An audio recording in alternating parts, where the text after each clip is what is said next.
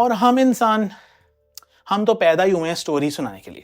تو جب انسانوں نے ہم نے آسمان کے اندر یہ شیپس دیکھی تو ہم نے بھی سٹوریز بنا لی. ہزاروں سال سے لوگ آسمان میں ستاروں کی کانسٹلیشن ڈھونڈتے آئے ہیں. ان سے منسوب ہزاروں کہانیاں بھی ہیں. گریک میتھولوجی کے مطابق وہ ایک بڑا شکاری ہے، لیکن انڈیا کے کچھ حصوں میں وہ آسمان پر لوگوں کو ہرن کی مانند نظر آتا ہے.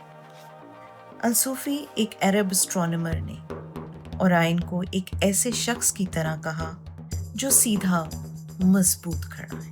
وہ طاقت اور عزت کا نشان ہے. 1000 سال پہلے الصوفی نے اپنی کتاب دی بک آف فکس اسٹارز میں ستاروں کے بارے میں تصویر بنائی تھی. الصوفی کے مطابق آسمان میں اس کھڑے شخص کی کمر اصل میں 3 تارے ہیں جو ایک لائن میں کھڑے. ستارہ بیٹل جوس اس کے کندھے کی جگہ پر ہے اور ستارہ رائجل اس کے پاؤں کو قرار دیا گیا. صحرا میں آسمان کو رات میں دیکھنے والے پرانے عربیہ الجبار اس کی جرت، بہادری، ریزیلینس کا نشان ہے. یہ نشان رات میں چمکتا ستارہ لوگوں کی امید کا نشان ہے. سردی کی لمبی رات میں آپ اورائن کی تعریف کیے بغیر نہیں رہ سکتے.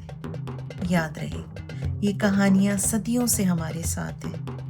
ان سے پتہ چلتا ہے کہ الجبار آنے والے زمانے میں مسافروں، شاعروں، اسٹرانومرز کو راستہ دکھاتے رہیں گے.